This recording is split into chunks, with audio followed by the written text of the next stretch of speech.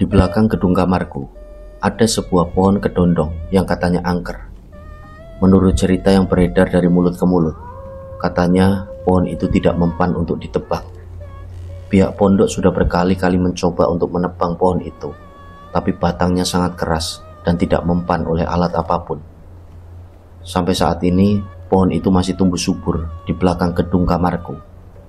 Lalu ada juga orang yang bilang kalau pohon itu dihuni kuntilanak. Aku juga mendengar pengakuan dari beberapa santri yang pernah ditertawakan kuntilanak penghuni pohon kedondong. Semua santri takut pada pohon itu, terkecuali Reno. Dia memang santri yang bebal dan sok tahu. Pada suatu sore, setelah selesai olahraga, aku, Hadi, dan Reno nongkrong di belakang gedung sambil minum es jeruk yang kami buat sendiri. Tiba-tiba, Reno melirik pohon kedondong yang tak jauh dari tempat kami nongkrong. Kalian percaya nggak sama keangkeran pohon itu? Tunjuk Reno ke arah pohon. Iyalah, udah jangan diomongin, nanti penunggunya denger, kata Hadi. Halah, kalian semua tertipu. Kalian tahu, gua sering lihat Mang Jasim, tukang bangunan pondok ini, ngambil buah kedondong di pohon ini. Isu tentang pohon angker itulah pasti akal-akalannya Mang Jasim aja, biar gak ada santri yang berani makan buahnya. Buah itu pasti dia jual ke pasar. Oh, masa sih, Ren? Aku mengerutkan dahi. Kalian gak percaya? Nih, gua buktiin ya, gua buktiin. Kemudian, Reno memelorotkan celana kolornya. Ren, mau ngapain lu? Dia kencingi pohon kedondong itu. Aku dan Hadi terkejut melihat perilaku Reno. Gila, dasar orang gila. Hadi menggelengkan kepala. Ren, jangan bawa-bawa aku ya. Kamu yang kencing sendiri. Aku gak mau ikut ketulah, sergahku pada Reno. Sama Ren, aku juga gak mau kena batunya nanti. Hadi pun sependapat denganku. Alah, kalian itu dimakan sama mitos dan kebohongan. Lihat aja, gua masih baik-baik aja kan? Reno tersenyum, gayanya tengil sekali. Singkat cerita, tidak butuh waktu lama bagi Reno untuk merasakan akibat dari perbuatannya itu. Setelah tadi sore mengencingi pohon angker, malamnya Reno berteriak kesakitan. Kelaminnya membengkak. Ia bahkan menangis karena tidak kuat menahan rasa sakit. Kami lalu membawanya ke puskesmas yang ada di pesantren. Namun rasa sakitnya tidak kunjung sembuh. Dia berteriak sambil meminta ampun pada penghuni pohon kedondong itu. Aduh, emangnya kamu ngapain Toren di pohon itu? Tanya petugas puskesmas. Kencing bu, dia kencing di pohon itu. Aku yang menjawab karena Reno tak berhenti berteriak kesakitan. Aduh, kayak kebakar nih, tolong dong, aduh cepet-cepet. Reno terus menceracau. Di, coba panggil si Sandi, Di, pintaku pada Hadi. Tidak lama kemudian, Sandi muncul. Dia melihat kondisi Reno lalu menggelengkan kepala. Aduh, aku gak bisa nih, aku gak bisa tolong dia, katanya. Loh, kenapa, Di? Tanyaku. Penunggu pohon itu sangat marah, jawab si Sandi lagi. Dan Reno harus dirawat di puskesmas itu. Keesokan paginya, kelamin Reno semakin parah, membengkak dan memerah seperti mau meledak. Di saat seperti itu, untung saja ada Ustadz Didi yang datang menjenguknya. Tolong ambilkan air putih, pinta Ustadz Didi.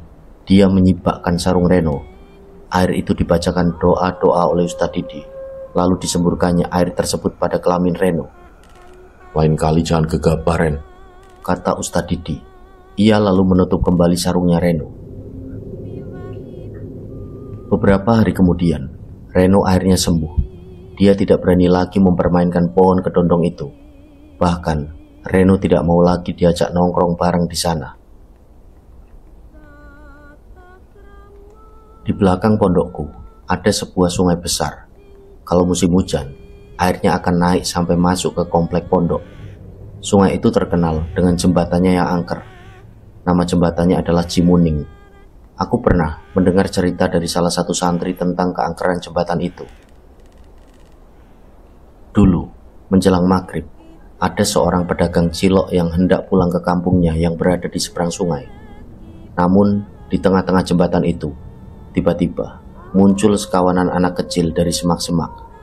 Mereka menghampiri pedagang cilok itu sambil membawa uang 10 ribuan. Mang, beli mang, beli mang. Ada 10 orang anak yang mengerumuni si pedagang cilok. Jelas saja, hal itu membuatnya senang karena dagangannya akan laris. Ia pun berhenti di tengah-tengah jembatan untuk melayani pelanggannya.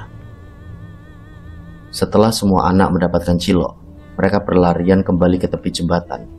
Selang beberapa saat, uang yang diterima si pedagang cilok berubah menjadi daun kering.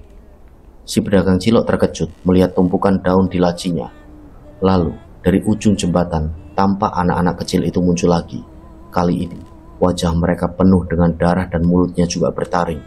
Bajunya kumal, kedua matanya merah menyala. Mereka membawa lembaran daun, menghampiri si pedagang cilok. Mang, beli lagi mang, beli lagi mang. Teriak anak-anak kecil itu membuat pedagang cilok lari terbirit-birit. Cerita tentang keangkeran jembatan itu memang sudah melegenda. Yang aku heran adalah akhir-akhir ini si Sandi sering mendatangi jembatan itu tanpa sepengetahuan pengurus pondok.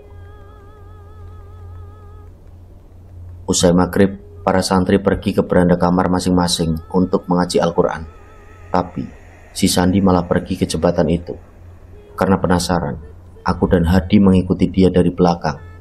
Sepanjang perjalanan si Sandi tampak mengobrol sendirian, seperti ada makhluk halus yang menemaninya. Akhirnya kami tiba di ujung jembatan Cimuning.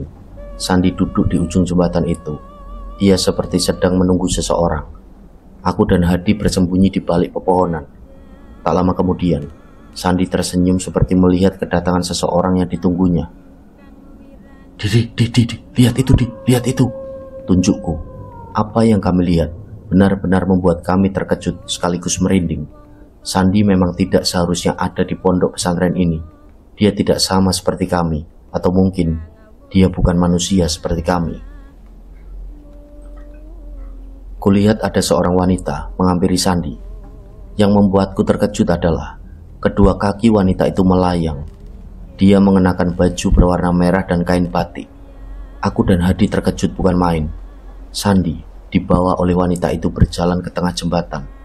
Aku hendak mengikutinya, tapi si Hadi menahan tanganku. Mau kemana? Tanyanya. Ngikutin si Sandi, jawabku.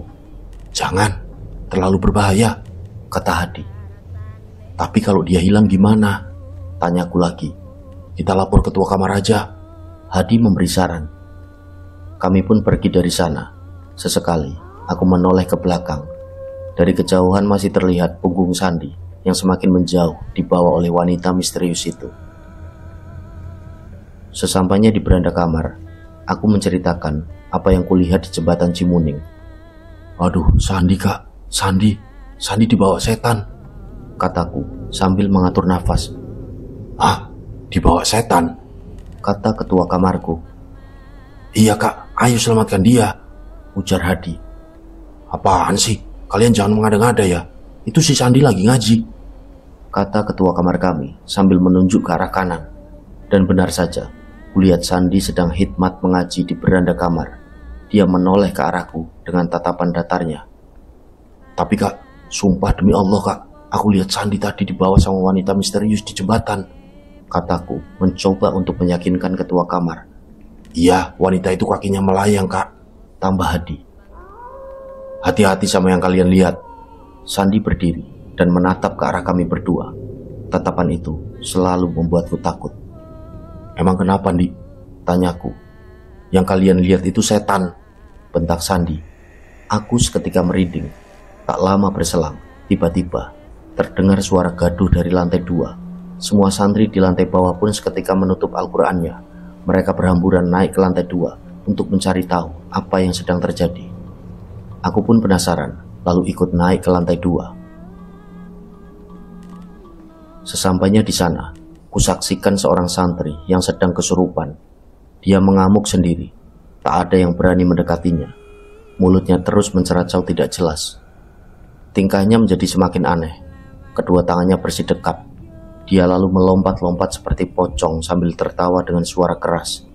Jelas sekali, itu bukan suaranya. Kalau didengarkan itu seperti suara lelaki yang sudah lanjut usia.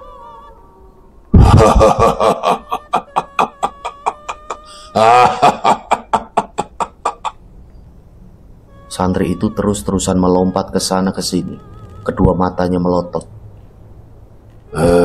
Kalian lihat, tidak ada lagi di dunia ini yang bisa menyelamatkan kalian.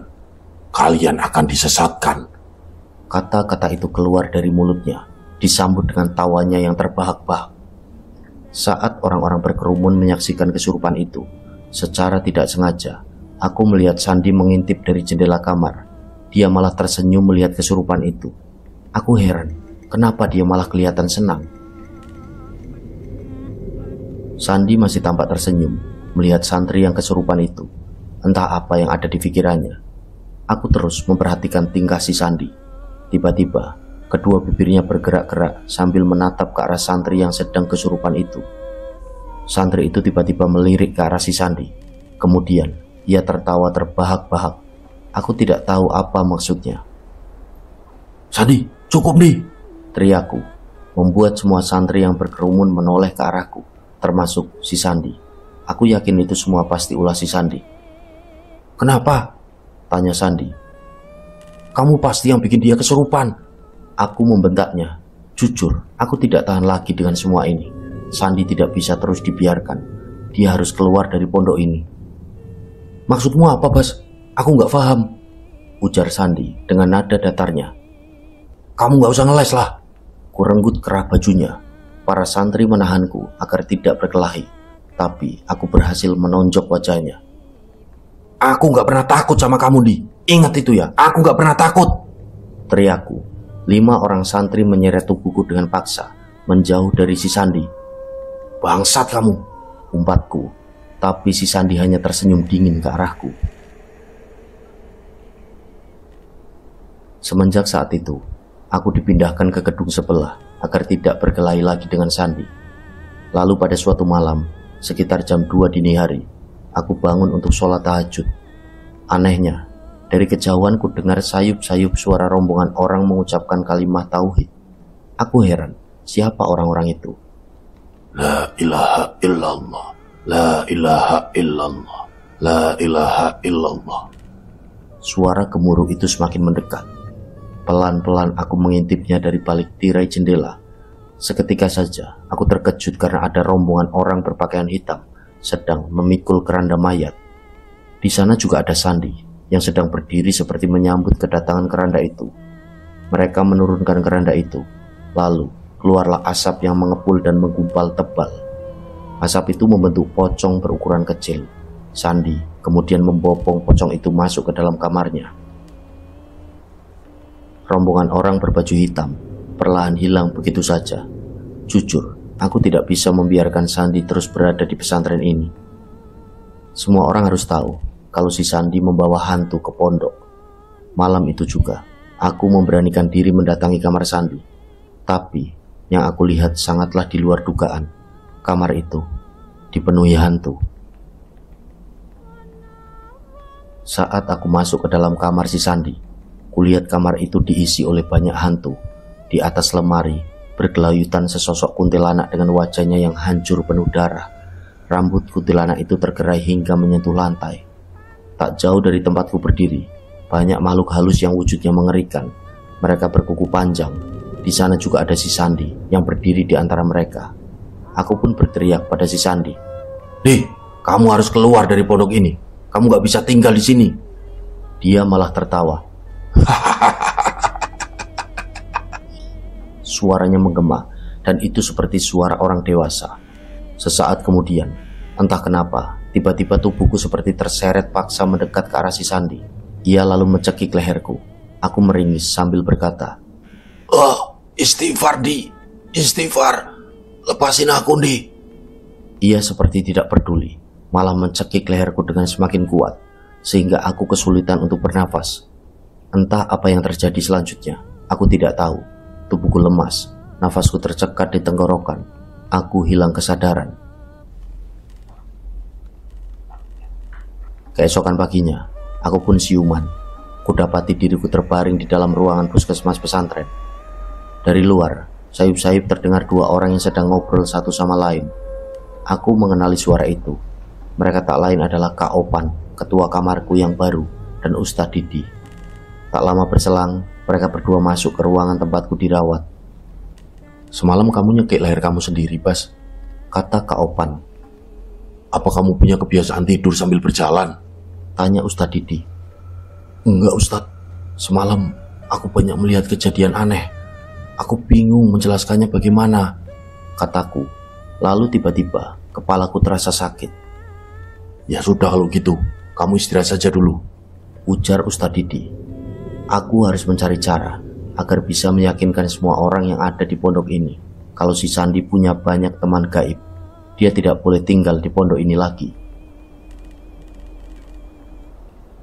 2 minggu kemudian, ada pelantikan pramuka di pondokku.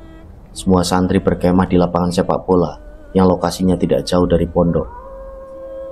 Aku satu tenda dengan Hadi dan teman-teman lainnya. Disinilah aku mengalami kejadian mengerikan.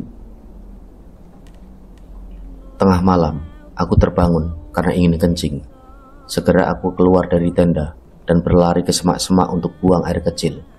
Tak ada kejanggalan yang kualami, sampai akhirnya saat aku kembali ke tenda, terlihat Hadi sedang berdiri sambil menampakkan wajah ketakutan. Kutanya dia, "Hat, kamu kenapa, Hat?" Bas, tolongin aku, Bas," katanya. Tangannya bahkan bergetar. "Tolong kenapa? Kamu kenapa sih?" tanyaku lagi. Di dalam tenda kita, Bas. Di dalam tenda kita. Kamu cek aja." Aku mulai tegang. "Emang ada apa, Hat?" tanyaku. "Kamu cek aja lah sendiri," suruhnya. Wajahnya sangat ketakutan. Perlahan aku masuk ke dalam tenda itu, sambil menyorotkan senter ke arah teman-temanku yang sedang tidur. Dan di antara mereka, kulihat ada Hadi yang sedang terbaring di sana. Ia melihat ke arahku dengan ekspresi wajah yang ketakutan. "Bas, di luar ada orang yang mirip sama aku." Jelas aku terkejut kalau Hadi ada di dalam tenda. Lantas, siapa yang barusan kulihat di luar? "Apa-apaan ini?" kataku dengan suara keras, membuat teman-temanku terbangun. Mereka pun bertanya ada apa dengan ekspresi wajah yang masih mengantuk. "Barusan ada Hadi di luar," kataku terbata-bata. Kemudian, aku langsung mengecek kembali sosok yang menyerupai Hadi yang ada di luar tenda. Dan anehnya, sosok itu menghilang begitu saja. Aku kemudian masuk kembali ke dalam tenda untuk memastikan kalau Hadi baik-baik saja. Kemudian aku mencoba untuk menenangkannya dan memberinya sebotol air minum. Kejadian itu memang sangat janggal. Besoknya aku mengadu ke para panitia pramuka, tapi mereka malah mentertawakanku dan menganggap kalau aku hanya mengada-ngada. Malam terakhir pelantikan pramuka, semua santri putra dibariskan. Mata kami ditutup, lalu kami disuruh memegang pundak teman yang ada di depan kami, semacam main kereta-keretaan. Itu terjadi di tengah malam. Aku tidak tahu pasti jam berapa, mungkin sekitar jam 2 dini hari. Setelah mata ditutup, ku dengar suara panitia berbicara melalui speaker toa. "Malam ini kekompakan kalian akan diuji. Pegang erat-erat pundak teman yang ada di depan kalian. Jangan sampai lepas. Dan kalian harus berjalan mengikuti suara tepukan tangan dari panitia. Paham?" Kami pun menjawab, paham, dengan serentak. Aku memegang erat pundak teman di depanku. Aku tak tahu siapa dia. Tantangan pun dimulai. Barisan kami berjalan perlahan mengikuti tepukan tangan panitia. Aku sempat kesulitan berjalan dan sesekali menginjak sepatu teman yang ada di depanku. Barisanku seperti di bawah, berkeliling lapangan. Namun, lama-kelamaan, aku mulai merasakan hal ganjil. Kakiku tidak lagi menginjak rumput, melainkan ranting-ranting kering dan semak belukar. Barisanku terus mengikuti suara tepukan tangan itu. Sesaat kemudian, suara tepukan itu tidak terdengar lagi. Barisan kami pun berhenti. Lalu aku bertanya pada teman di depanku, dan kedua mataku masih ditutup dengan kain.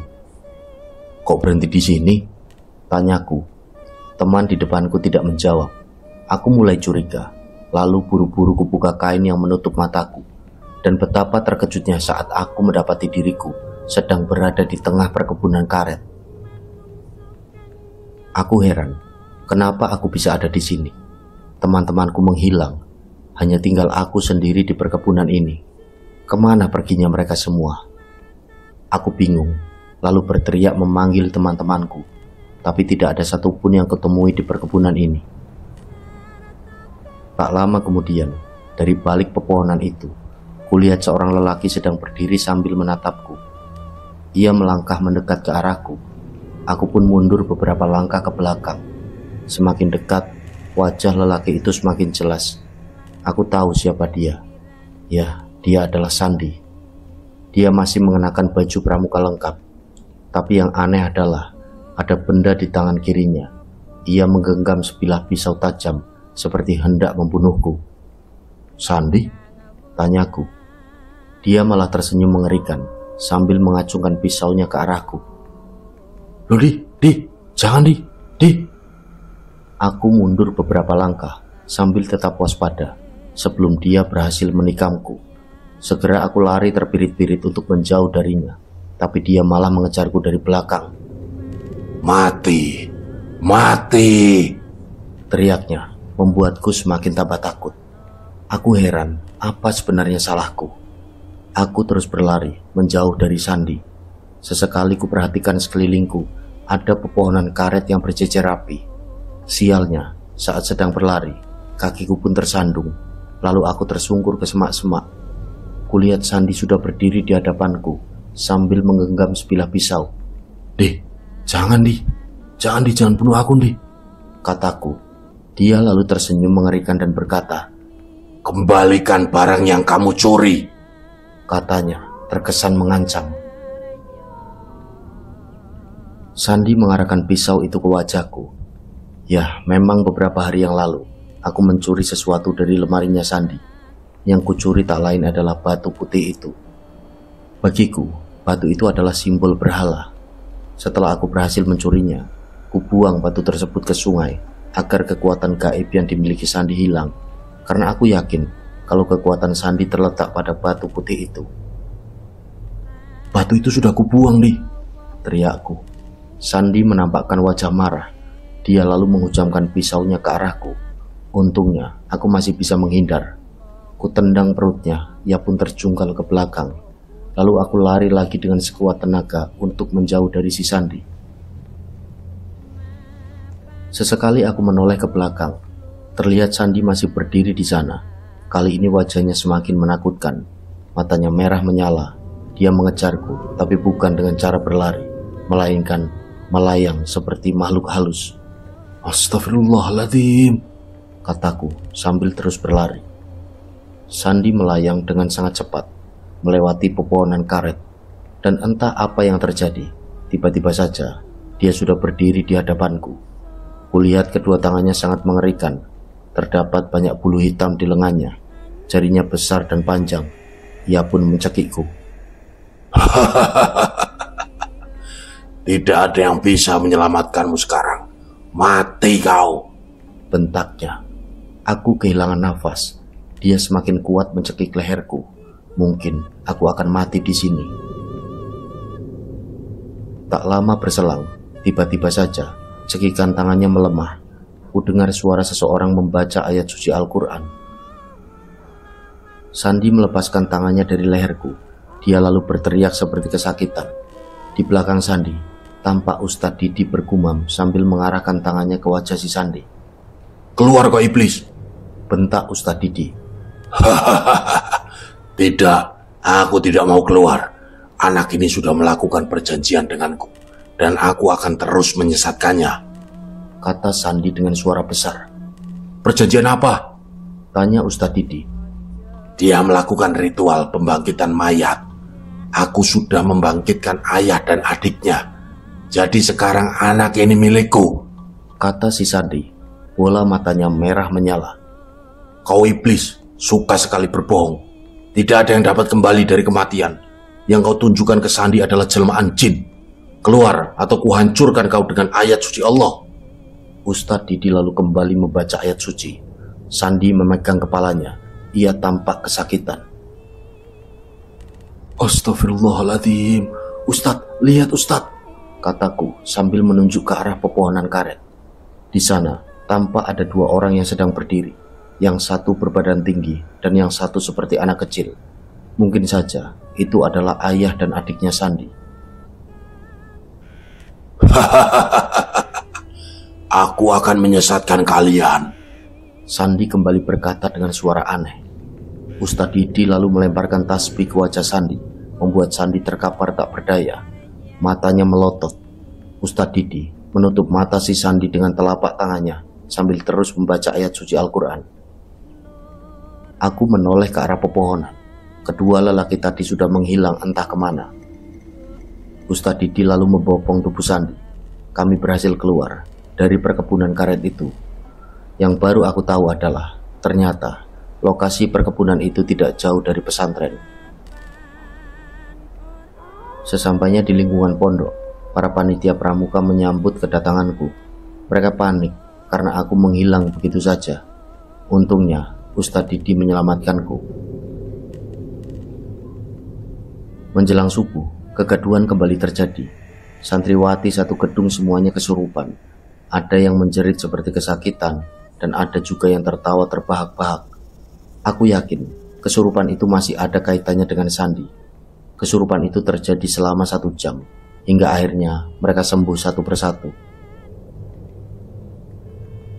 Keesokan harinya, Sandi dijenguk oleh ibunya. Aku dipanggil untuk menghadap pimpinan pondok, karena aku menjadi korban di malam itu. Semenjak kematian ayah dan adiknya, Sandi memang sering bertingkah aneh, Pak Kiai.